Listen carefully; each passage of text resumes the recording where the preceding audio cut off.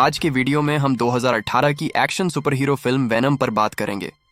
Film शुरू होती है एक स्पेस शटल से जो लाइफ फाउंडेशन से है, जिसका क्रैश लैंडिंग ईस्ट मलेशिया में होता है।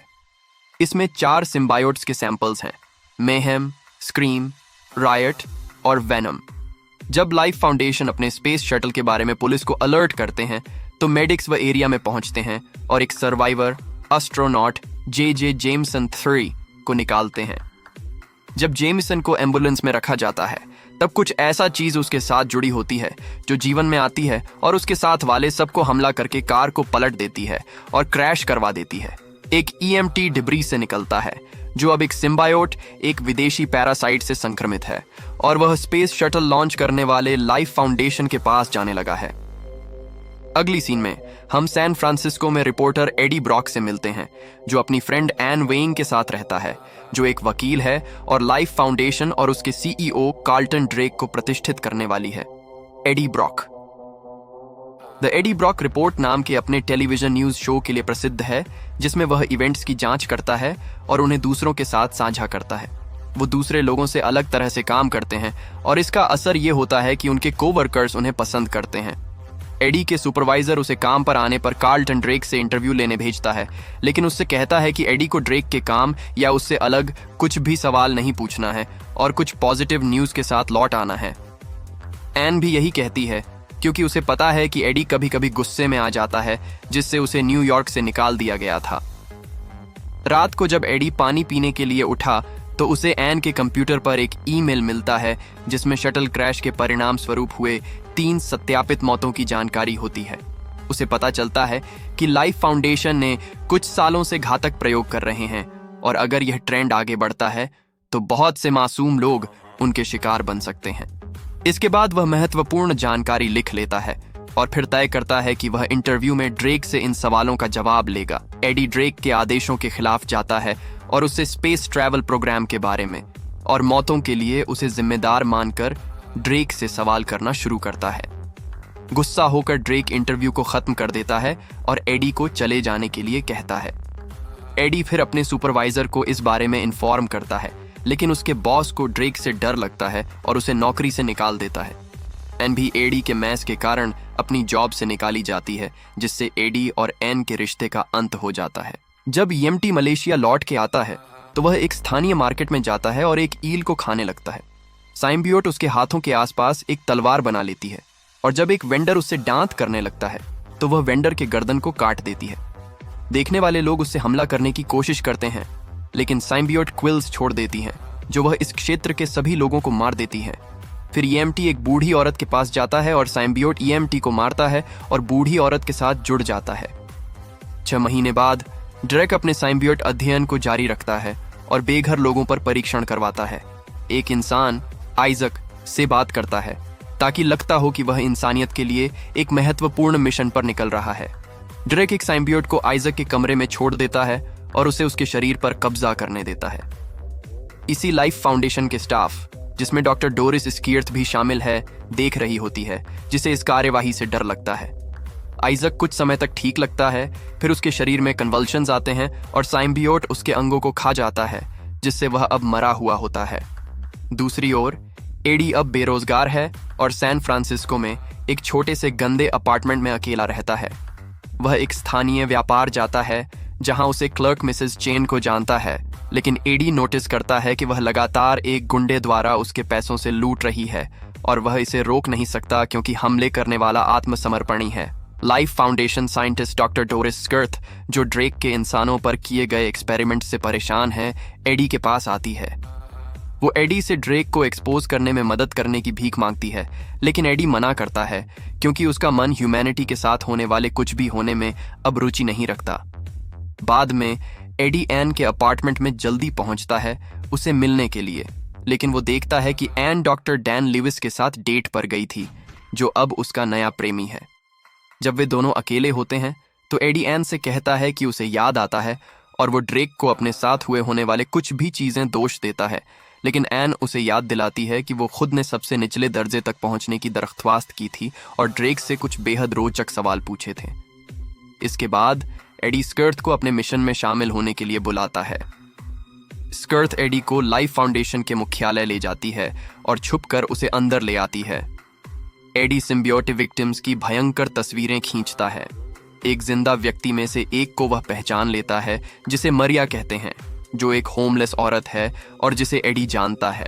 वह उसे उसकी सेल से बाहर निकलने की कोशिश करता है, लेकिन मरिया उसके अटैक का जवाब देती है। सिम्बायोट और उसका शरीर फिर एडी से जुड़ जाता है, जिससे वह भाग जाता है। एडी को सुरक्षा अफसरों द्वारा पीछे की ओर दौड़ना पड़ता है, लेकिन अब उसमें बढ़ गई ताकत और प्राकृतिक सामर्थ्य है, जिससे उसे बहुत तेज दौड़ना आता है।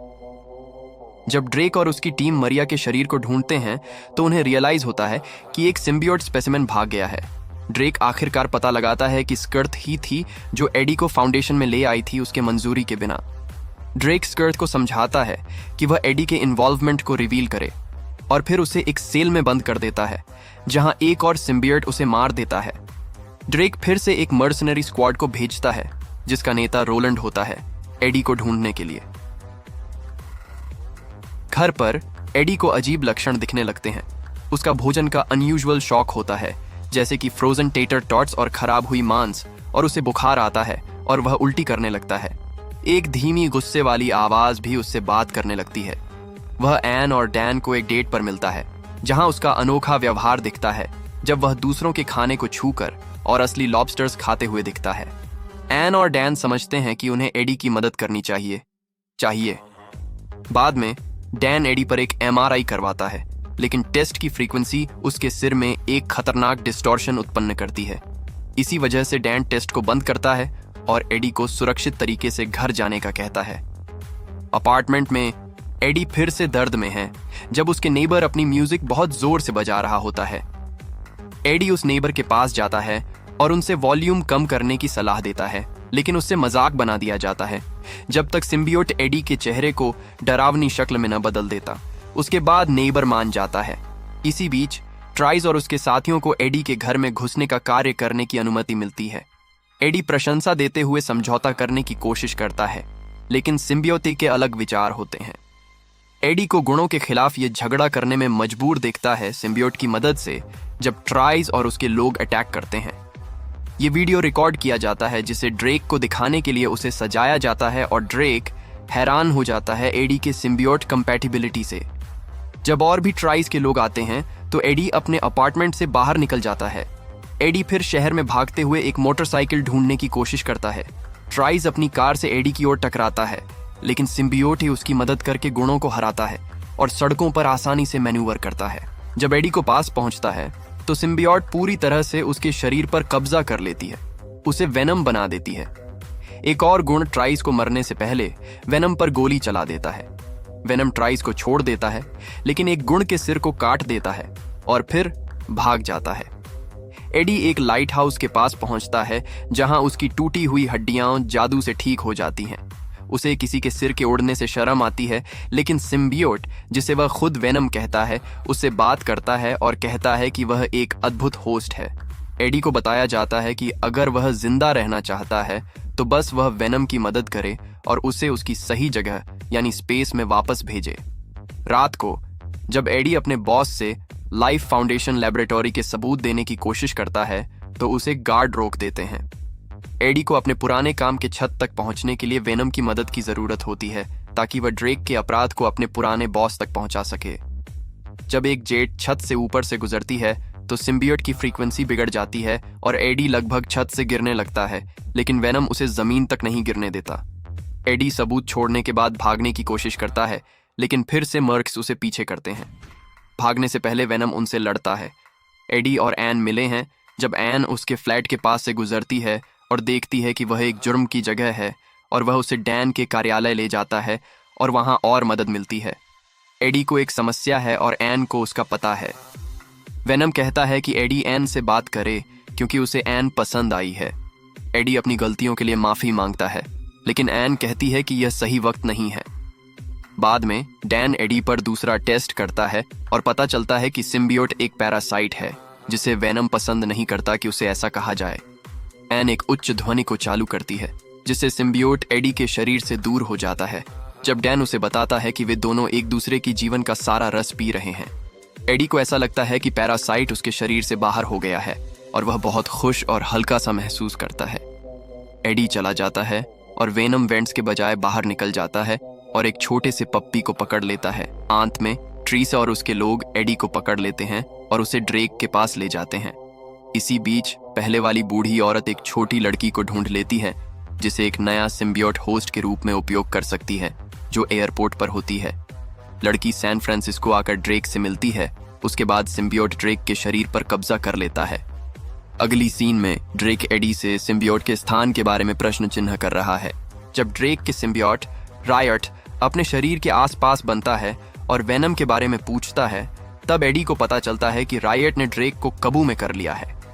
वह भी पता लगाता है कि ड्रेक का प्लान है स्पेस में और सिम्बियोट्स ढूंढकर उन्हें अर्थ पर लाने का, ताकि वे इंसानों को होस्ट बना सकें और इंसानी जीवन के साथ एक्सपेरिमेंट्स कर सकें। दूसरी ओर एन वह कुत्ता ढूंढ लेती है जिसमें वेनम है और फिर लाइफ फाउंडेशन जाती है, जहां वह अब वेनम की होस्ट बन जाती है, जिसे उसे शी वेनम कहते हैं। एन एडी की मदद करती है उन्हें छुड़ाने में।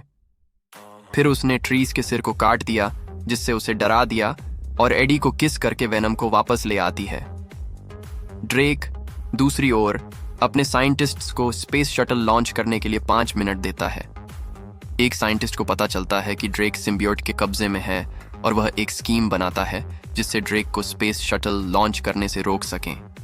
तभी रायट ड्रेक पर कब्जा कर लेता है, एक तेज तलवार के साथ अपने आप को ट्रांसफॉर्म करता है और सारे साइंटिस्ट को मार देता है और स्पेस शटल लॉन्च करने में आगे बढ़ता है। एडी और वेनम दूसरी ओर ड्रेक और रायट को स्पेस रॉकेट में चढ़ने से पहले ढूंढने के लिए रास्ते पर हैं। दोनों मर्द अपनी सिम्बियोट फॉर्म्स का इस्तेमाल करके लड़ते हैं, जब एन एक फ्रीक्वेंसी का इस्तेमाल करती है दोनों को उलझा करने और उन्हें मजबूर करने के लिए कि सिम्बियोट्स अपने होस्ट्स को छोड़ दें। जब ड्रेक रायट को देखता है तो वह उससे फिर से जुड़ना चाहता है, लेकिन एडी उसे बैल्कनी से धक्का दे देता है। एडी पलट कर देखता है और रायट उसके शरीर में छुरी मारकर उसे चढ़कर रॉकेट पर चढ़ता है। जब रॉकेट उड़ान भरना शुरू होता है, एडी को वेनम ढूंढ लेता है, जो उसके शरीर को पकड़कर उसकी छुरी वाली चोट को ठीक करता है। फिर वे दोनों रॉकेट पर कूदते हैं जब वेनम फ्यूल लाइन को काट देता है, जिससे रॉकेट में आग लगती है। रॉकेट फटकर उड़ता है और ड्रेक और रायट को जिंदा जला देता है। फिर वेनम एडी के शरीर से अलग हो जाता है और रॉकेट की आग से मरने लगता है और एडी समुद्र में गिर जाता है। अगली सीन में एडी और एन की दोस्ती सुधार गई लगती है। उसे अपने शो को वापस लाने और एक ड्रेक शो करने के लिए कह दिया गया है, लेकिन उसके पास दूसरे प्लान है जिसमें एक बंदूकदार व्यक्ति से मिलना भी शामिल है। एडी वेनम के साथ अपने अंदर की बातें करता है, लेकिन वह अन्न से इसे छुपाता है। फिर वह चला जाता है और एक बूढ़े व्यक्ति से मिलता है, जो उसे अपने विचारों के लिए लड़ते रहने की सलाह देता है। एक और वेनम को लगता है कि उसको व्यक्ति के कुत्ते को खाना अच्छा लगेगा।